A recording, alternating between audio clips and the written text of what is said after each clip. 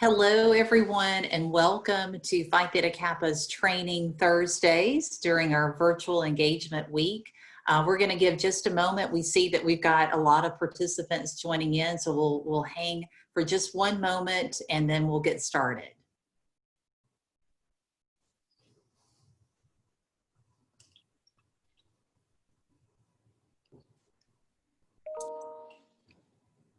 All right, I think we are ready to go. And certainly please know that we are recording this, and we definitely want to make sure that that everyone that registered but maybe could not attend at the last minute, we're certainly going to send them a copy, but we'll also post this on our Phi Theta Kappa website. We have a special webinar section, and Phi Theta Kappa has been doing quite a few webinars since probably the end of April.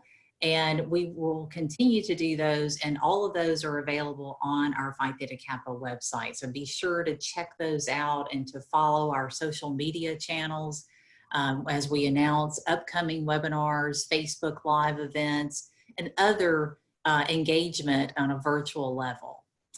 So I am joined today by two distinguished panelists. So let me introduce them to you. First, I want to say who I am. My name is Jennifer Stanford, and I'm the Associate Vice President of Program Implementation at Phi Theta Kappa headquarters. I will be your webinar moderator, and our panelists today, I'm joined Michelle Gietl. Michelle, if you'll raise your hand, there you go. Michelle is a Phi Theta Kappa alum, and she became a member at Columbia Gorge Community College in Oregon, and then went on to become the chapter advisor there as well. She's been in student life in their student life department since 2011. And she's counseled many, many students, including Phi Theta Kappa members, on helping them reach their career goals. But she also has a personal story of her own about changing career directions. And so she's going to be sharing some of that experience as well as her expertise that she's offered to students. And she's also our Rocky Mountain Cascade Regional Coordinator and former chair of our Association of Chapter Advisors. So Michelle, thank you for wearing all of those hats in Phi Theta Kappa and doing a beautiful job in each of them. Well, thank you so much. And next we have Estefania Palacios, and Estefania is actually a Phi Theta Kappa alum as well. And she went to Lone Star College Sci-Fair right outside of Houston, Texas, and then transferred to Cornell University. And I want to make sure, let me see, sorry. Want to make sure that I get this correct. Majored in industrial and labor relations, and she's going to talk about her change of focus as well during this webinar.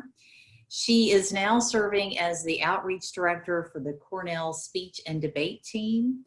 And as part of that, she's taught public speaking and advocacy workshops around the world, including countries like India, Vietnam, and South Africa. So she is completing, I think she's already completed, right? Your master's degree? Also, yep, just graduated. Just graduated. Congratulations. Thank you. And is going to be headed to law school this fall. So she's going to be talking about how she's used her resumes multiple times during these last few years for more than just career moves. So let's show you guys what we're going to be talking about. The resume writing is our focus today, and we could literally fill up hours and hours about resumes. But these are the things that we're going to zero in on for this particular webinar. First, we do want to make sure you know that we want your questions. You can use the Q&A or the chat feature to list questions. We will try to get to as many of those as possible.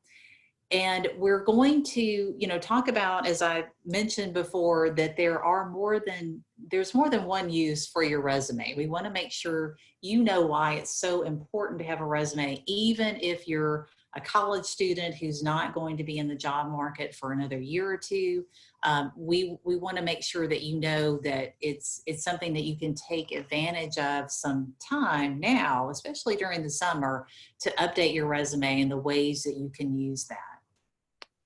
Some of you may be still struggling to determine what career path you're pursuing, and we're going to talk about some resources that may help you with that to help narrow the field for you.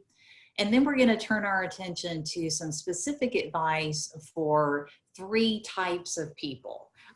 Those that are changing careers, those that are satisfied with the career field they're in, but they want to move up the ladder, and then those that may have little or no job experience. We're going to talk about that and how you build your resume to showcase your skills.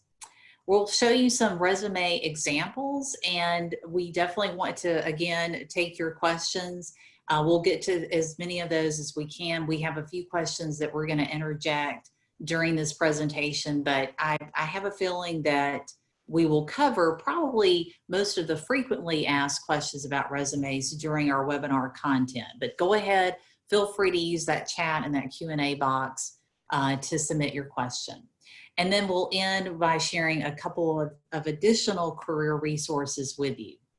However, before we jump directly into more about resumes, we want to make sure that you know that there are 2 specific career resources that Phi Theta Kappa offers free of charge to all of our Phi Theta Kappa members. And it's free for alumni even after you have moved away from the 2-year college. It's also open to advisors as well, so that you have access to see what the benefits are to Phi Theta Kappa members.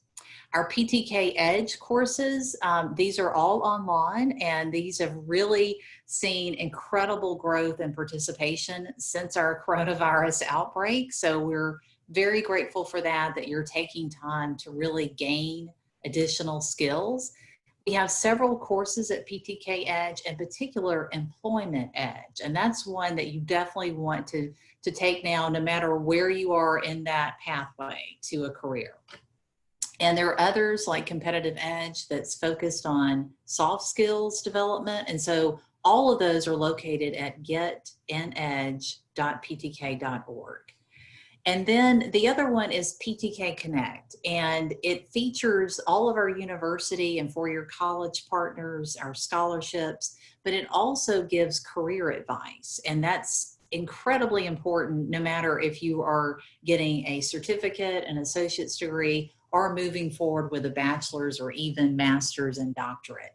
So be sure to check that out. Even if you're thinking you're not transferring, it's still a great resource for you just for the career resources alone. All right, so we are ready to dive in with our panel. And I want to put the question to them. We know that a resume, of course, we automatically think that that's all about getting a job. But can you, Michelle and Estefania, can you tell us a little bit more about other ways to use a resume? I can go ahead and go if you'd like. Okay, sure. So, resumes are good, as Jennifer said, for more than just getting a job. For scholarships, it's very important that you have something that has kept track, you're keeping track of everything that you have done with your jobs, your volunteer experience and activities, and things like that, that it's organized and it helps you with completing your scholarship application. But you're going to have scholarships that may be asking for your resume. Also, when you're applying to some graduate programs, they're going to ask for resumes as well. So I know that those are 2 examples that I can think of as I'm getting ready to apply for a graduate program. I've seen several that are asking for a resume, and I'm glad that mine's ready to go. So that's right. Yeah, those are 2 examples I can think of.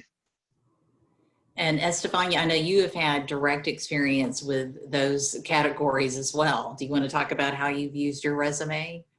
Yeah, of course. So for me, my resume, first off, I would encourage anybody to just have a full-on resume. It doesn't have to be perfect, but I really encourage people to keep up with their volunteer experiences and what they've done, because sometimes you're like, oh, this is not like my job in retail is not going to apply for like this internship position or this volunteer position, but you truly never know when you can use that up to your benefit. So it's better to have a list of all the experiences that you have, and you can tailor it depending on what you're applying, right?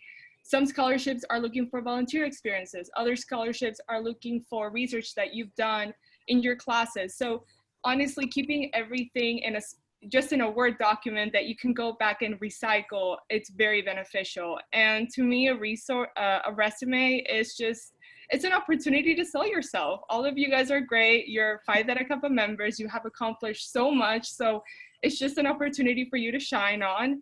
A part of scholarships and internships and even transferring, I think a resume is a great way of introducing yourself when you're connecting with someone in an industry that you want to get to know, or if you want to talk to a professor. It really never hurts to send your resume because it speaks about your professionalism, and it can be a leg up for you. I love that idea because it's not just about, you know, maybe the end goal at that moment, but it's a great way to introduce yourself on a professional level. You know, I know many will include their LinkedIn profile, and we can, you know, certainly talk a little bit about LinkedIn later on. And I love, Estefania, that you also talked about, you know, keeping a record. And we talk about with chapter projects that you really want to be journaling all the time about the steps, the process, the contacts that you're making. And that's very true for your own personal resume, right? Exactly. Yeah. Michelle's going to share with us, she has basically a resume on a website, and we're going to walk through that with her later on too. So there are many forms that a resume can take, and these are just some examples that we're sharing with you.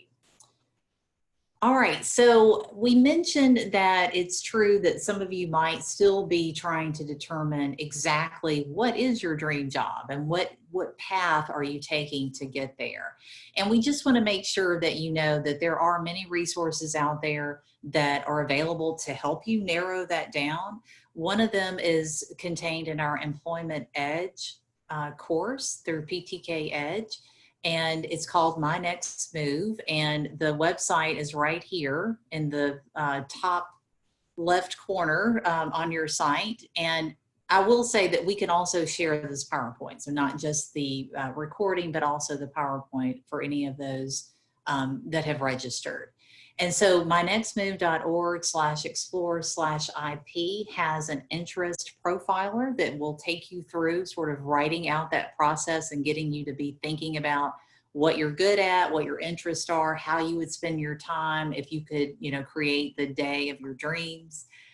Cornell University, where Estefania is not only a graduate, but is also now a staff member there. She shared their Cornell University Career Guide, and this is one of the activities that is available in that. And we have the web link that we're going to share with you that is open to anyone. So you don't have to be a student there to take advantage of this. And again, there are many different instruments similar to this. These are just a couple of examples, but it's really important that you spend some time reflecting on, you know, what you want to zero in on for your resume. And we're going to talk a little bit more about how you need to customize your resume for every opportunity. So it's not just one document that is going to be static. It's going to be something that you'll need to update and really tailor based on a scholarship, a particular college admissions, graduate school, or career or job that you're going after. Okay, so let's talk. I know, Michelle, you have personal experience about completely changing your career direction. I believe that you were an office manager.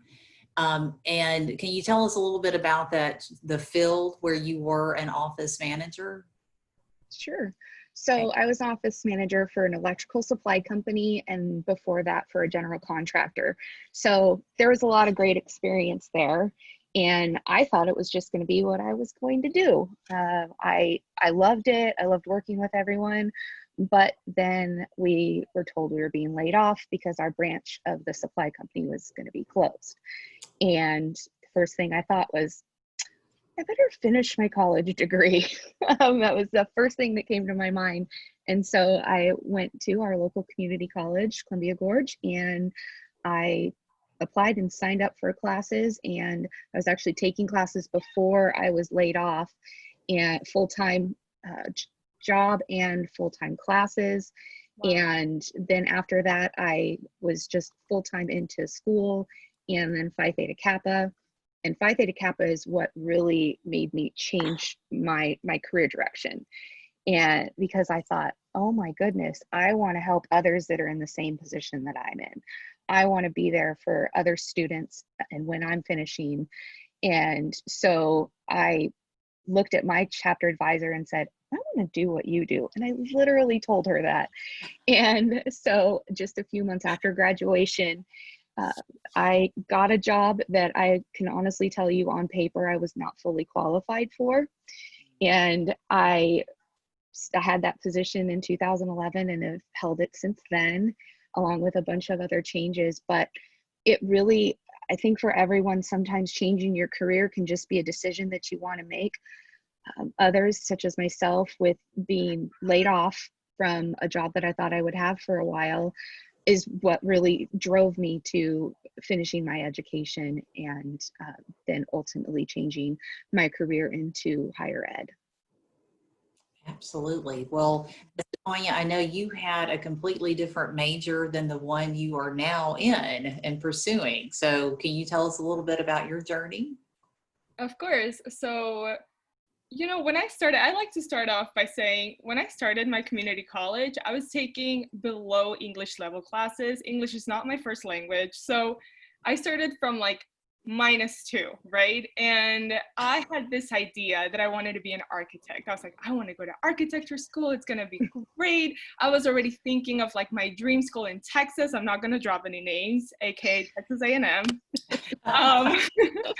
And, you know, I was just really excited, as, you know, many students are. And then and that's like the beauty of getting an associate's degree. I just let myself enjoy the classes, take it one semester at a time. I had the opportunity to join an honors program that Lone Star has, and we had to do in-depth research projects. And through that, I realized like every time I'm doing something that I have the flexibility or opportunity to choose the topic on, it's on labor relations and workers' rights. It was like what I was naturally drawn on. So I was like, when am I reading about architecture or like visiting houses or going to Home Depot and being like, ooh, let's see the different design. Like I was never doing that. I just had a reality check myself and really think of what I wanted to do. And I think that's when I decided that I wanted to go to the School of Industrial and Labor Relations. So Wow. you know, families sometimes have expectations. You have expectations for yourself, but I really encourage people to just let the process happen. I mean, we all need our histories, our English 101, our pre-algebras, you know, so just let it happen. And even when I transferred to Cornell, the School of Industrial and Labor Relations has a corporate side and a union side. So you have the folks who want to do HR and organizational behavior. And then you have other folks who want to do labor relations, union work, very different fields, right? So even then, when I was exposed to those two, I was still letting myself enjoy the process and see what I was really interested in. And I think that's the best way of have zero regrets. That way, when you graduate, you're sure that you know what you want to do. And something else I would like to share with you guys is when I graduated from my undergrad degree, we're getting very personal here, but anything from my PTK peers, when I graduated, I actually accepted a job in Florida for an aerospace company, and I was doing HR work. And I did that for 2 months, and I was really happy. But one of my professors from Cornell called me, and he was like, Estefania, where are you right now? I was like, I'm in Florida, Sam. And he's like, are you happy? Do you want to come back and work for me? And I was like, oh. And, you know, that sparked my interest. I wasn't looking for a job, but then that opportunity happened and it just clicked to me. Like it truly aligned for what I wanted to do. So I left my very high paid job in Florida to go back to Cornell and be the outreach director for the Cornell speech and debate team. But I think it was the right move for me. So don't be afraid of change. even, you know, if it means moving across country, you know, you're always, if you're following your heart, you're making the right decision. Oh my gosh, I love both of y'all's stories because the community college obviously had advantages for both of you to really experiment. And, you know, certainly with your Phi Theta Kappa chapter experience and working on different projects, I'm sure that that helped you decide things that you liked, things that you didn't like. And, you know, both of you really didn't. I know sometimes, especially those that may have a type A personality, you may want to have things really laid out, you know, step by step. This is what you're going to do. But most career paths don't follow that. So it's really good. It's a great reminder to leave yourself open, just like Michelle did, and is now, you know, been able to become a chapter advisor and now regional coordinator and still work with students in a higher education environment. And now you, oh my gosh, I mean, so you're like on a completely different path from aerospace to law. So that's incredible.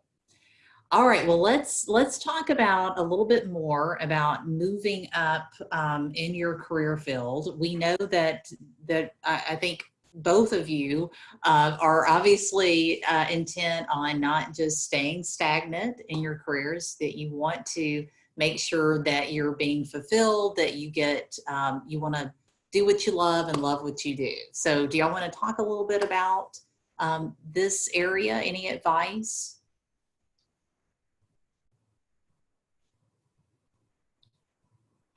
Okay. Michelle, do you want to start? Sure. I can do that if you'd like.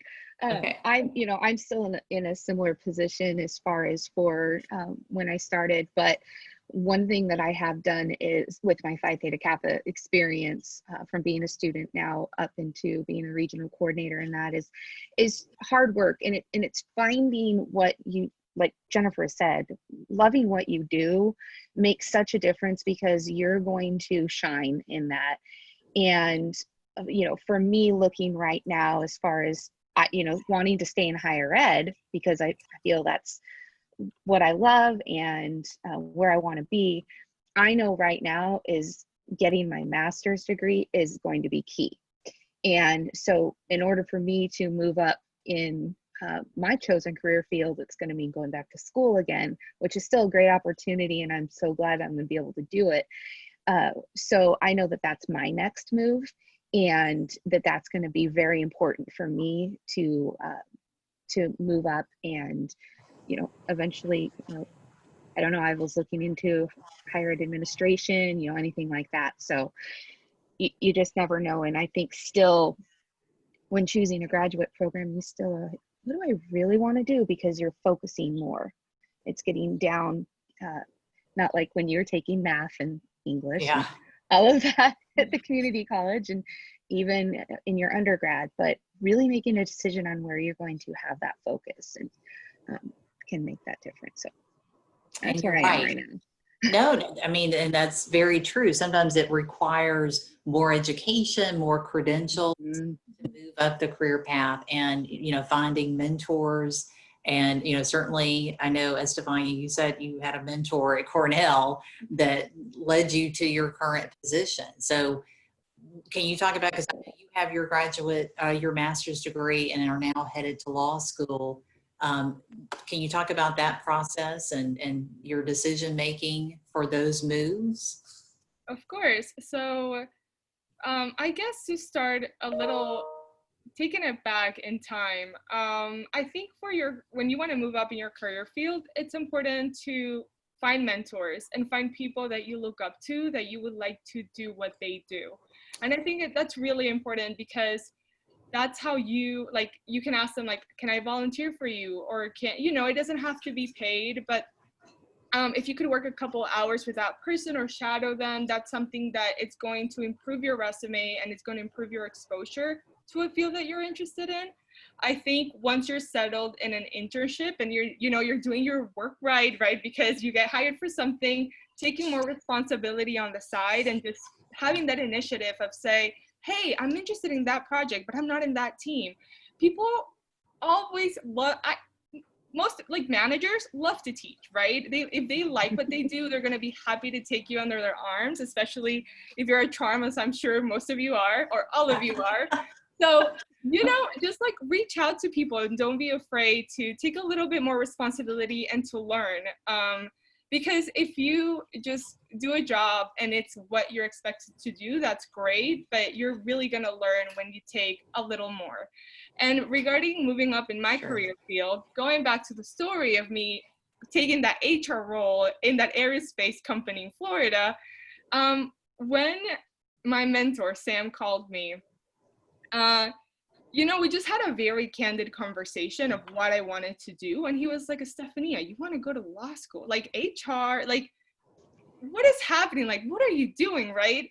And obviously I had my personal reasons for taking that role, but things changed. And I was like, you know what, Sam, you're right. Like, you know, it's very scary to leave a job, a very well-paid job, but I was like, I have to do it for myself. And I'm so glad I did, because I was actually underqualified for that outreach director position.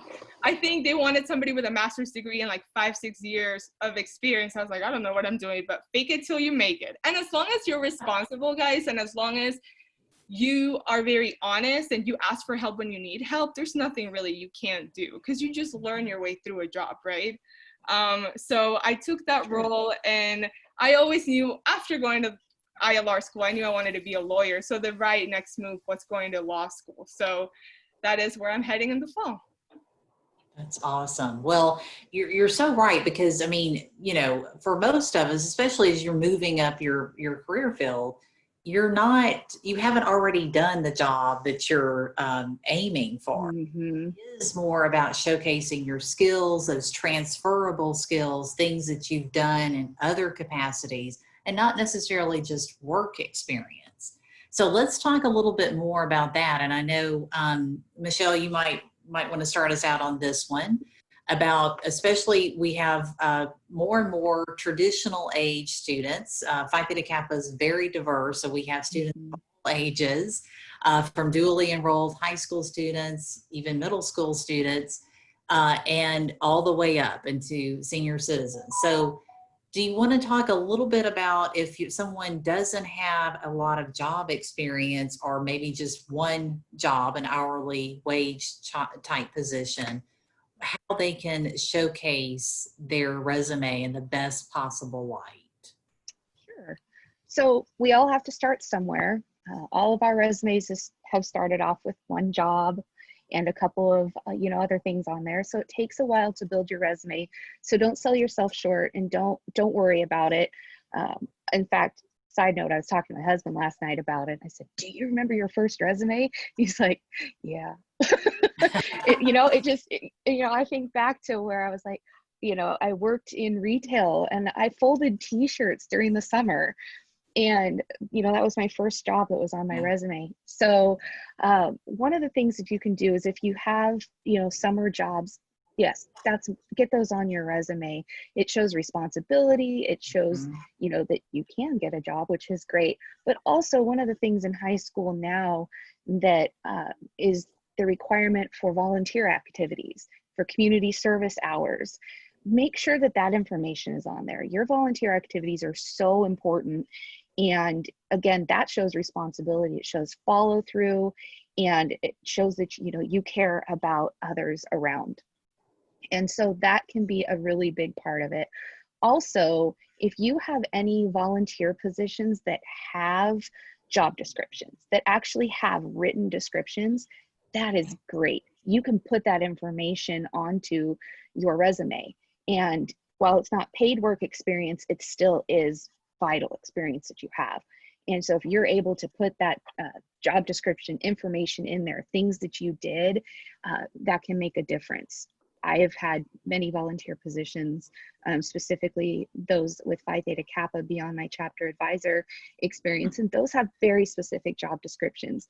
Those are on my resume, because I don't get paid, you know, paycheck for those. I get paid in other ways with the experience, but those are on my resume to show what my experience and what my qualifications are. So don't be afraid to put things on there.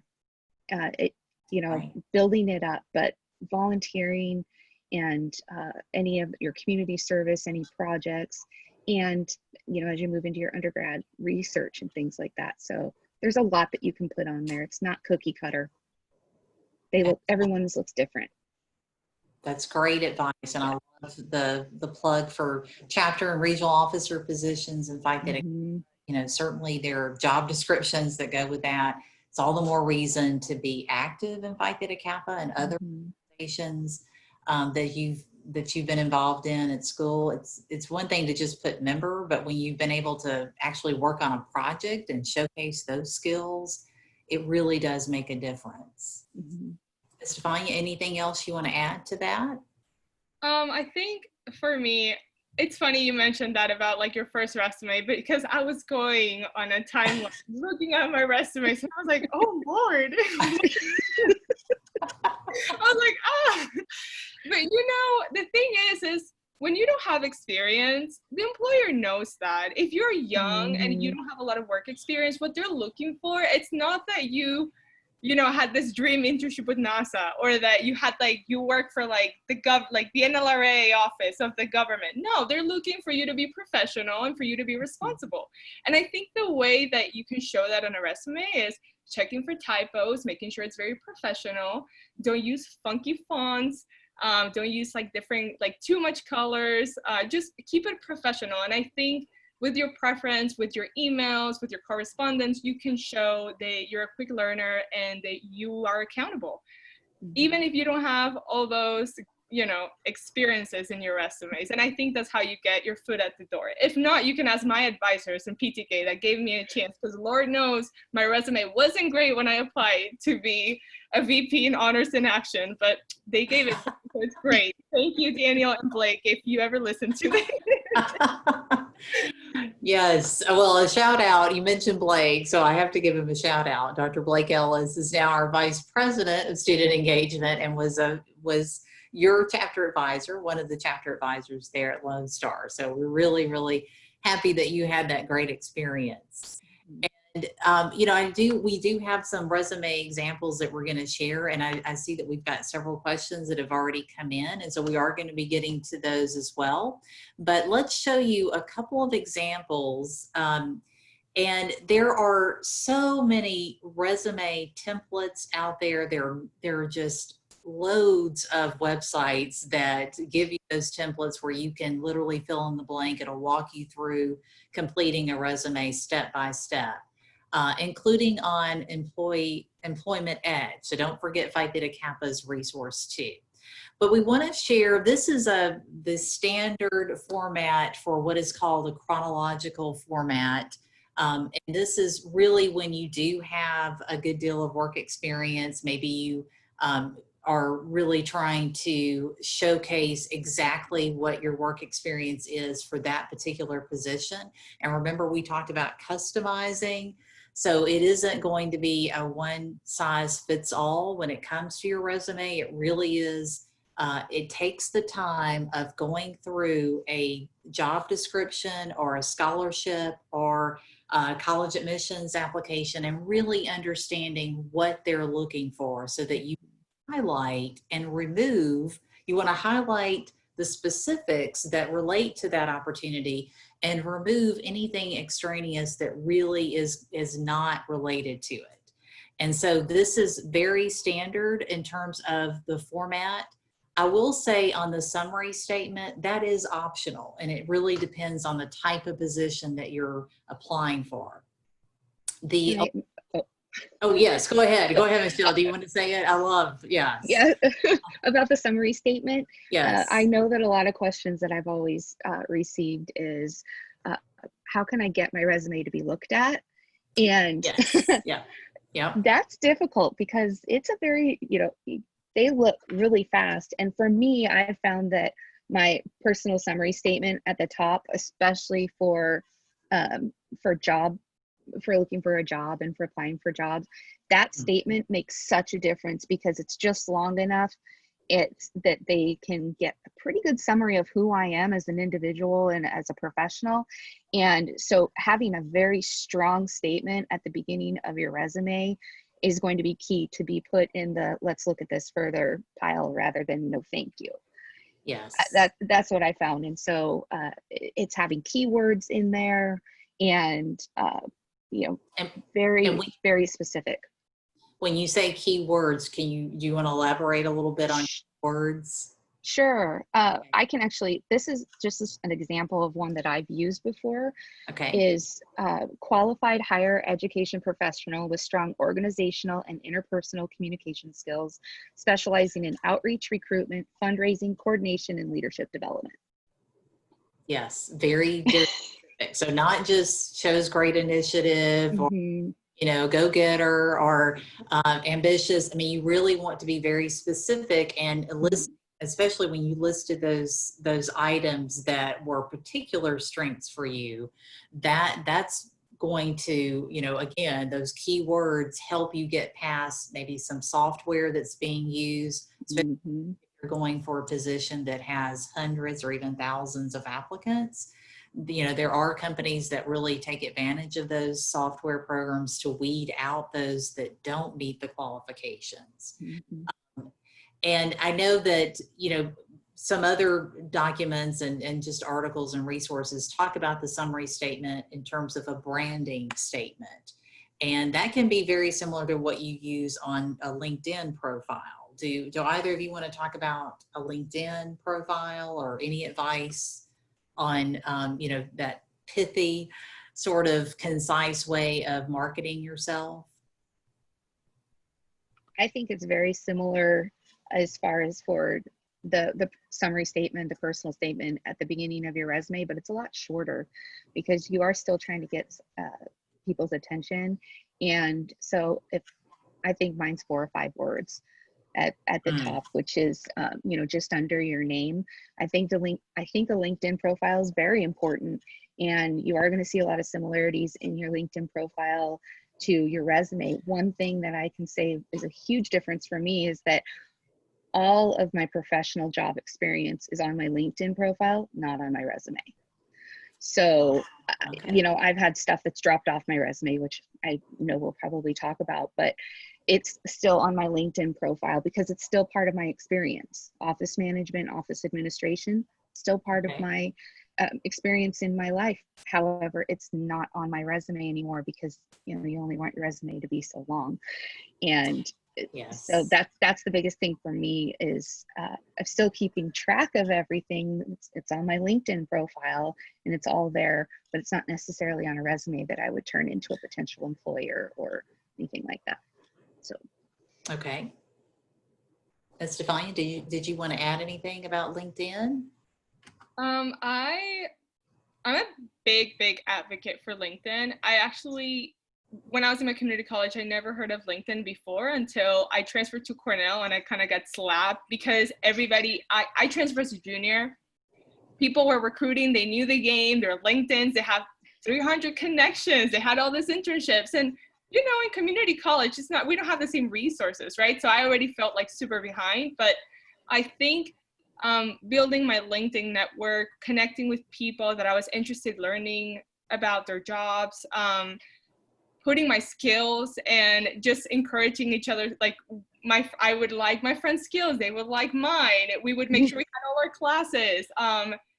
When I wrote an article, I would post it. Just really it's your brand. It's what you sell. Like if somebody looks you up, if you apply for a job, people are going to do a couple of things. They're going to look you up on LinkedIn to see how you look like, what connections you have. They know anybody that they're going to look you up online. So you want to have that clean up, nothing on your social media, but you guys already probably heard that.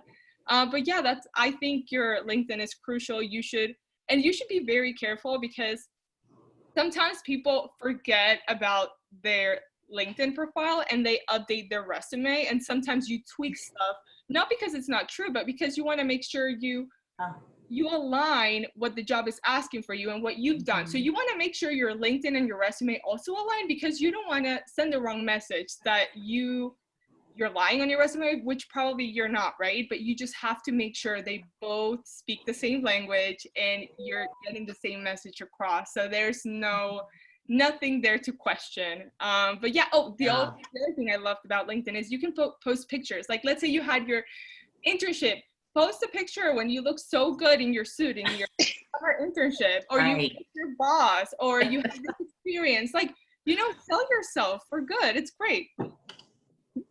Yes, and we've got some great questions that have come in that are on these topics that we're talking about. So I want to go ahead and Michelle, this one would be great for you to answer. Someone was asking how long the summary statement should be, and I know that you said that yours, the one on your resume was maybe just a sentence, and it was shorter even on your LinkedIn profile. Mhm. Do you want to talk a little bit more about that? Sure. So it is actually one sentence. And one thing that I can tell you is don't be afraid. Don't think a sentence has to only be 5 words. It really doesn't. It has to flow. And so you can put all of that information into one sentence, but no more than 2. I think that if you are, making a personal statement, it's a summary statement, try to stick with one sentence that gets the proper amount of information in there. And try writing them out.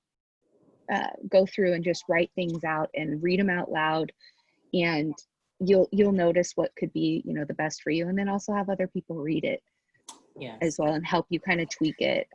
So very, very good point. And I know Mhm. that, for some, it may be that you feel like you've got bulleted items that you need to list, and maybe that can help you with deciding which items are most important based on the opportunity that you're applying for.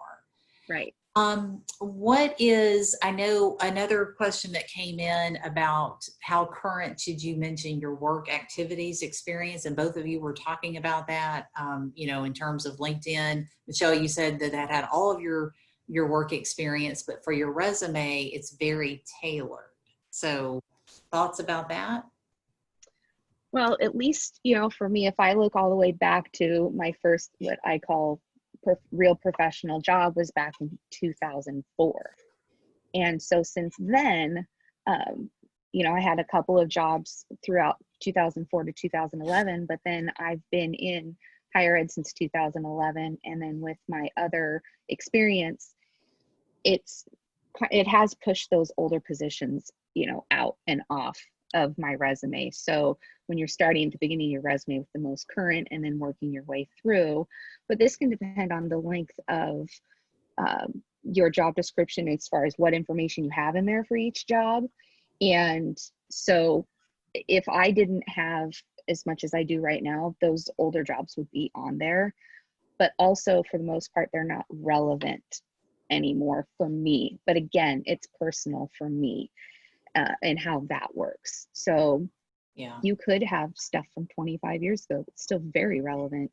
It can depend on how long you've been in a job, and how long you were in a job before you started applying for others, or you were in school in between, and Right.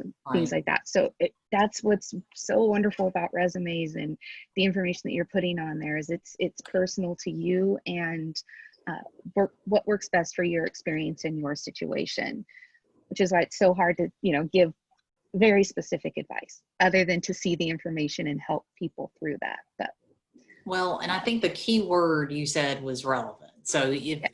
the job, like for example, if you're looking at a higher level position that really wants to see that supervisory or just some maturity in terms of job responsibilities, then that may be perfectly acceptable to go all the way back. Mm-hmm. List more than you might would for another position that is very specific to a certain skill set. And so you're only going to list the jobs that apply, or volunteer opportunities or credentials that very specifically apply to that particular opportunity. Right. It's all about customizing for that particular opportunity. Mm-hmm. Estefania, I know you had mentioned, the mentors and really talking with them. And there was a question in getting their advice and not being shy about that. And there was a question someone had that I wondered if either of you could talk about internships and how to, what is the best way to find an internship? I think that first I'm thinking about this summer, because I know a lot of people have had their internship revoked, sadly, because of the situation, and if you had to navigate that right now, I would say you have Yeah. to reach out to your connections, to your professors, to the schools. Probably your community college has an office of career services, and just Mhm. see the options available right now. And I think the best way to move forward is using your LinkedIn, and make sure you have connections with people. I mean, we can talk about networking. That's a completely separate presentation on itself, but Yes. just Yeah. keeping up with people. I mean, you guys are in Phi Theta Kappa, so you've met wonderful people through this organization, one way or the other. You want to make sure you keep up, not just because of a future opportunity, but because they're great and you want great people in your life. So I think fostering those friendships and, just having them whenever you're looking for an opportunity, they can keep an eye out for you. I think that's the best way to handle things right now. I've also directly, like, if you see a job that you really like in Google, I know you can like search on Google right now if you want a job, and it directly Mhm. points you out for opportunities in a city. Don't just apply for the job. You're going to be one of a million applicants. So look them up on LinkedIn. And it's like an FBI kind of thing. Like, I've done it, guys, but I swear to God, I felt like I thanked my career advisor, because she was like, Estefania, you're going to have to go to LinkedIn. You're going to have to find somebody that studied at Cornell or Lone Star or Houston. Like, find a connection with somebody that works in the company and then message them. It sounds like a lot of work, but once you know somebody and you made a connection, and then you're like, hi, you can even Google this, like how to ask for an informational interview, not asking them for a job. You don't want to put them on the spot, but just say like, hi, I'm really interested in working for so-and-so company or organization. Would you have 10 minutes to chat next week? These are the times that I'm available. Thank you. People have been in your shoes. They're going to want to help. And if they say yes, I mean, hey, you got your foot at the door, and then you can learn more about the organization. So once you apply, you're not just a stranger. So you're going to have to do your job, but I think you can make it happen. You just have to be very diligent. That's great advice, especially about researching the company or employer, whatever, college, university, whatever you're looking to do with your resume. That is essential. It shows respect for them and that you really do care, and that it's not just, a resume that you're putting out into the void and hoping for something that will come back. So yes, that is a great tip, especially about LinkedIn, because there is a lot of information you can find. And I think that there are, certainly alumni from both your Phi Theta Kappa alumni. We have PTK members Facebook page. We have, several regions, of course, many regions. Most of them probably have their own Facebook page. There are so many ways to connect with Phi Theta Kappans across the society, not just from your own chapter, and use those connections. I know that there are many members out there that are more than happy to share their own experiences, just like these two right here today are. And don't be shy about asking. All they can say is no. But I think if you ask very specifically, and a great point of just 5 minutes, 10 minutes, they're much more likely to help. And I think that you can really get some insider information, so to speak, by leveraging that.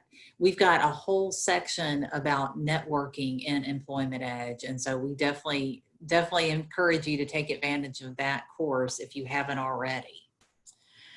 Okay, so we wanted to show a couple more examples, and I know, Michelle, you were going to walk us through some of your website resume, but here's an example of a functional resume, also called a skills-based resume. And this is, as you can see, they summarize their experience and they've categorized it by a particular skill set.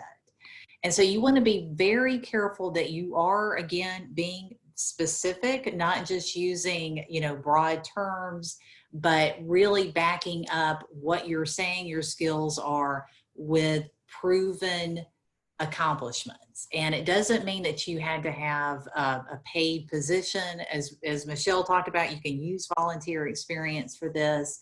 But again, this is something that if you don't have a lot of work experience, this is a way to showcase some of your skills that you've done, even whether it was in high school with extracurricular activities, a church, anything can be applied to this type of showcasing your skills.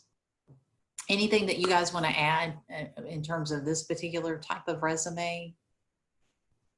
I think with the summary of experience, most likely when you are choosing the keywords that you're using, such as communication management, analysis, and initiative, most likely those words are being used in the job description or qualifications.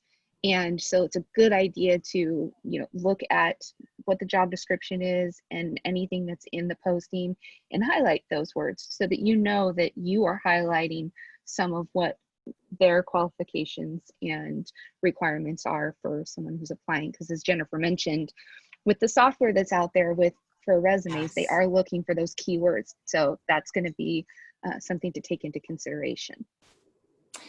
One other point, Michelle, that reminded me, it's really, I know that there are many job descriptions that will give, a PO box or, just a standard email address to send to like an HR at such and such organization.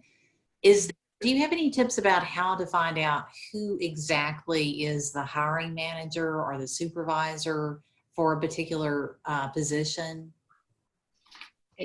Research, look, and find out if you can find it. It's okay if you don't. Trust me, it's all right. But if you can find it and you can personalize when you're emailing your resume and your cover letter, it's a good idea to do that. Look up the company's website. You can look up a staff directory. You can, most of the websites for companies, if you scroll down, you're going to find something about employment or human resources. When you click on that, most of the time you're going to find the hiring manager, human resources director, people relations, whatever they're called at the individual organizations and businesses. And then you can personalize it that way. But I've done that. I've looked, but again, research. Absolutely. And, we talked about LinkedIn before. It's always good to, find out the culture of a company or organization as well. But you're preparing for the interview, if you get to that point, you want to know how to dress and, some inside information about the culture to know if it's a good fit. Right. So we have another example. This is an infographic resume, and there are many software packages that can help you create an infographic resume. This is just one example. I think that being super creative with your resume, and I think, Estefania, you mentioned this earlier, you don't want to be too bold, especially if it's a more traditional type company that you're going for. Maybe if you're looking for a graphic design or web designer position, marketing, that might lend itself more to a colorful or non-traditional resume. But this is a way to maybe showcase some of your skill sets using graphics instead of words. So anything about infographic resumes that you want to share? Well, Jennifer, I agree with you about marketing and graphic, all those types of jobs. Honestly, I think this looks wonderful. But I had a college professor like, Michelle, put some more color into your resume. I'm like, I can't do it because I'm so traditional in the way that I format my resume, and I like it black and white, and because I rely on the words that are on there. And so again, that's where it's so nice to have all different types of resumes and preferences for yourself. But again, when you're focused on the job or the scholarship you're applying for or graduate program, I think this would be wonderful for someone who is applying for a job that would be in marketing or in graphic design and that, because it shows the creativity and the personality of the individual that's applying. So absolutely. Yeah. Absolutely. I can't believe how fast the time is going. So we have a couple more minutes. So this is an example of one that is also kind of a mix of infographics, but also one that maybe the person doesn't have a lot of job experience, but they do a really nice job of showcasing their experience and this research experience for those that have worked on their chapter's honors and action project. This is a great way to showcase, because we know some of these projects are really extensive. that have required an exceptional amount of research, and that is a skill that you don't want to overlook. Applying that research in a meaningful way that makes a difference on your campus or in your community is also valuable experience that you can showcase in your resume. So don't leave out those kinds of details. This is just an example of another way to represent that on your resume. And then Michelle, I'll quickly go to, let me see if it'll pull up. But I wanted to be sure to show, are you seeing it on the online or did it not? Okay, let me do this. I will stop share and then I will share my screen, my website screen. So just 1 second.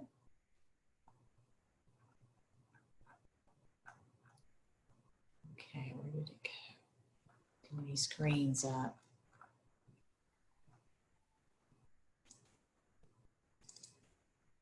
Okay, no, that's not. All right, 1 second, Michelle, 1 sec. If you want to talk a little bit about how your process for developing the website while I'm pulling it up. So an e-portfolio is an expansion of what's on your resume. And, you know, for me, once you'll be able to see is that there are a lot of pictures and a lot of descriptions of my experience and what my core values are in leadership and student success. And it, you know, this is very specific to working in higher education and student services. And you know, I had a lot of fun building it, but it, again, like I said, it showcases pieces of my resume and pieces of my experience. And you know, we only have a couple minutes, but you'll see across the top that there's different places to click for my professional statement, which is an expansion of my personal statement, and then experience. Love the pic. Yeah, I had a lot of fun picking out all of the pictures.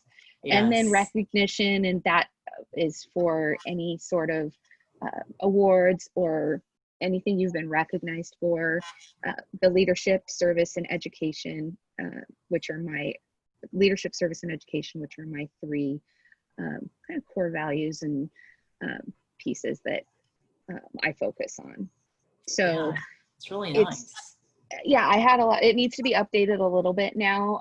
Again, kind of like we've been mentioning, is that this is a working web page as well, or e-portfolio, same as your resume. It's always working to you know, make those changes and update it. So absolutely, this is just another way to showcase what you are doing and to give her an idea of really who you are. But there are some potential employers and anyone like that might be asking for these e-portfolios that have more of that information about you. So right. Yeah. Yes. Well, it really does. I think the about it is that, you know, just looking at a website over a couple of minutes, you can get a real feel for the person, and so that's an important part of it. And what you're trying to do, I know you mentioned the style of your resume really is a reflection of who you are. So don't do something that feels unnatural to you. Certainly get advice, but make sure that it's still a true representation of who you are. Okay, well, so we have, in the last minute, I want, Estefania, I'm going to give you the opportunity to share some final thoughts. I'll pull back up the PowerPoint so I can show my information for questions that we weren't able to get to. We also have those in the Q&A box and chat, and we will follow up with those individuals as well. But anything else that you'd like to share, some of your greatest hits advice? Well, I think if you're just starting and you're like, I don't know where to start, I saw a question. It was like, would the online templates would help? It is a good start. The important thing is for you to start somewhere and remember that it is a work in progress. Try to use numbers. Employers love numbers. Don't leave things up in the air like, I held, for PTK, for example, like I held meetings, or I was in charge of leading how many meetings a semester? Is there a weekly basis? How many members came to those meetings? Did you keep like, because I know all of you have done great things, but we can sell ourselves short if we don't put the numbers there and we prove and we show like the effort, right? So think about that. Don't use passive verbs. You try to be as proactive as possible.